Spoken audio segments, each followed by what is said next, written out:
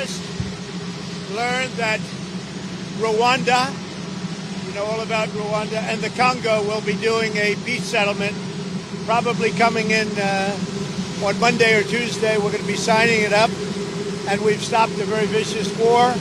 So that was an honor for me to be involved. I want to thank J.D. Vance for a great job, and also our Secretary of State, Marco Rubio, has done a fantastic job. So Rwanda, long-term war with the Congo, a very bloody war. They're all bloody, but this was a really bloody one, is going to be making peace with Congo, and they can get on to making trade deals with the United States and other places and have a much more normal form of life. We're very honored by that. As you know, we did a very great job with India and Pakistan, and we had India in. It looks like we're going to be making a trade deal with India. And we had Pakistan in. It looks like we're going to be making a trade deal with Pakistan. And it's a beautiful thing to watch. Serbia, Kosovo, likewise, they've been fighting for years. And as you know, we brought that one to a conclusion. And now we have a couple of big ones. We have Russia, Ukraine, which is making a little bit of progress. And we have Israel, and nobody really knows what that one is all about. We're going to find out pretty soon, I guess. Mr. President, the Iranian foreign minister this afternoon said if the U.S. is serious about negotiations, that you would call up Israel and request that they stop their airstrikes. Will you make that request?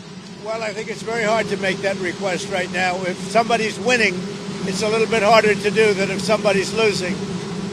But we're ready, willing, and able, and we've been speaking to Iran, and we'll see what happens. We'll see what happens. What was the thought process behind 2 weeks time to? Just time to see whether or not people come to their senses. That's all it is. Did the Europeans help at all in talking with the Iranians? No, they didn't help. No. Iran doesn't want to speak to Europe. They want to speak to us.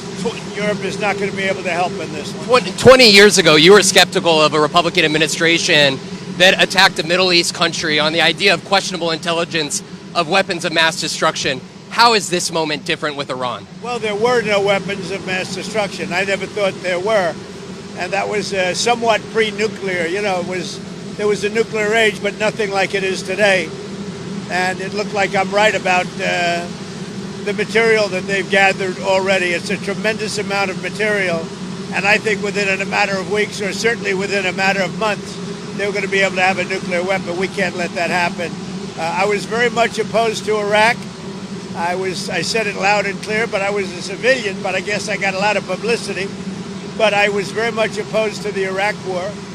And I actually did say, don't go in, don't go in, don't go in. But I said, if you're going to go in, keep the oil. But they didn't do that. What intelligence do you have that Iran is building a nuclear weapon? Your intelligence community has said they have no evidence that they are at this point. Well, then my intelligence community is wrong. Who in the intelligence community said that? Your Director of National Intelligence, Tulsi Gabbard. She's wrong. Is the President, are the Chinese in any way helping Iran at this moment? Clearing reports of serious planes landing in Iran from China? They say that they're there to take people out, but I can't tell you about that. I get along very well with China, get along very well with President Xi. I like him, he likes me. We have a very good relationship. We'll see what happens. I can't imagine them getting involved. Is the decision that you need to make on Iran, whether to strike militarily, is this the biggest decision you'll have to make as president? Well, I can't tell you that. I have to see what happens. I can't, really say that.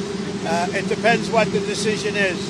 But I wouldn't really be able to tell you that now. I'll tell you in about a year from now, maybe 5 years or 10 years from now. You never know about decisions. You never really know. Sir, would you support a ceasefire while the negotiations happen? I might, depending on the circumstances. Would you? It's very hard to stop. I will say this. It's very hard to stop when you look at it. Israel's doing well in terms of war. And I think you would say that Iran is doing less well. It's a little bit hard to get somebody to stop. Liam Cosgrove was here. Former Congressman Matt Gaetz threw out an interesting idea suggesting that if you were to broker a deal where nuclear inspectors go into both Israel and Iran, that you could win a Nobel Peace Prize, and they might even rename it the Trump Peace Prize. Did you hear those? What do you think of that? Well, they should give me the Nobel Prize for Rwanda, and if you look, the Congo or You could say Serbia, Kosovo. You could say a lot of them. You could say, the big one is India and Pakistan. I should have gotten it 4 or 5 times. I should get it for the. I would think the Abraham Accords would be a good one too. They won't give me a Nobel Peace Prize because they only give it to liberals. Would you support Iran being able to have nuclear, or would you support Iran being able to have civilian nuclear energy capabilities up to 3.76%? You know, they're sitting on the top of one of the largest piles of oil in the world. I just don't know why they need that for civilian work. You know, it's one thing for certain countries to say, hey, I want to have a certain amount where I can go nuclear a little bit because we need it for electricity, we need it for air conditioners, etc. But when you're sitting on one of the largest oil piles anywhere in the world, it's a little bit hard to see why you need that. Yeah. Are you concerned that Iran or its proxies would wage terror attacks against American targets abroad if you order military action? We're always concerned about that, and we have to take them out and be very strong. You're even in danger talking to me right now. Do you know that? You are in danger talking to me right now. So I should probably get out of here. But you guys are actually in danger. Can you believe it? One more. Is it still your expectation that NATO countries spend 5% of their GDP on defense spending? Well, I think they should do that. I don't think we should, but I think they should. We've been supporting NATO so long. In many cases, I believe paying almost 100% the cost. So I don't think we should, but I think that the NATO countries should, absolutely. And if a country like Spain decides not to? Well, NATO's going to have to deal with Spain. Spain's been a very low payer. They were always a very low payer. They were either good negotiators or they weren't doing the right thing. I mean, I think Spain has to pay what everybody else has to pay. Spain has been notorious for low pay. You know who else was a low payer, just about the lowest? A place called Canada. Because Canada said, why should we pay when the United States will protect us free? And they've been right about that. Ukraine, you've been making progress towards a peace deal, but I don't know if you know this, but Lindsey Graham and Mike Pompeo were there on the ground in Ukraine, seemingly doing the opposite, trying to provoke the Ukrainians to keep fighting. What do you think of that? Well, we're going to see, and people have to be very careful with what they say. They got to be very careful with their mouth, because their mouth can get them into a lot of trouble. One more. ICE has said that they're trying to arrest up to 3,000 individuals a day. There are some communities that are saying they are fearful of being wrongfully detained or separating some families, even if they are undocumented. Is the fear in some of these communities worth the deportations of these undocumented individuals, a mass deportation program? It's a tough subject because, look, we have farmers. I love farmers. I won 80%, 85% of the farmers, and I love them, and I'm never going to do anything to hurt our farmers. And you can also say the leisure business, etc. There are some businesses where you have a disproportionate amount of people that are the people that you're talking about. At the same time, we have to get the criminals out of our country. And we're looking at doing something where, in the case of good, reputable farmers, they can take responsibility for the people that they hire and let them have responsibility, because we can't put the farms out of business. And at the same time, we don't want to hurt people that aren't criminals. Most of the people that came in over the last 3 years under Biden, I would say probably 3.5 to 4 years, those people, you have a lot of criminals, you have a lot of, we're looking at that very closely. You've had people that have worked on farms for 20 years. It's very hard to go in there and say, you know, you're coming out. But we're going to let the farmers take responsibility. They're great people. They'll do it. They know the good and the bad. So the hard part about this is not like a normal war where people wear uniforms. They don't wear uniforms. But we have murderers that came out of the last 4 years. We have murderers. We have drug lords. We have people that we don't want to. We have prisoners. They emptied out Venezuela and many countries. They emptied out their prisons into the United States. We have to get those people out. But we have stone cold murders, 11,888 murders. We've already gotten a lot of them out of here.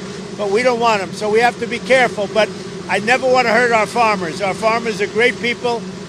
They keep us happy and healthy and fat. Are there other cities that you're going to try to replicate what you've done in Los Angeles? Well, we had a big victory last night in the Court of Appeals with respect to Los Angeles, but really the country, where Gavin Newsom, who's really an incompetent governor, He's just doing a terrible job between his fires, between all the houses burning down, his forest fires, and now Los Angeles. If we didn't go to Los Angeles, and the sheriff admitted it, he had no control. He would have lost control. We saved Los Angeles by having the military go in. And the second night was much better. The third night was nothing much. And the fourth night, nobody bothered even coming. We put out that fire, and we did a great job of it. He sued us for going in and for helping him. We went and helped him. Right now, you'd have Los Angeles burning to the ground. Largely, it would have already been destroyed. So do you think deportations Mr. should... President, to be that of a peacemaker? Do you worry that striking Iran would change that? Always a peacemaker. That doesn't mean sometimes you need some toughness to make peace, but always a peacemaker. Can you win in Iran without ground forces? Say it? Is an aerial campaign in Iran enough, or do you need ground forces? Well, I'm not going to talk about ground forces.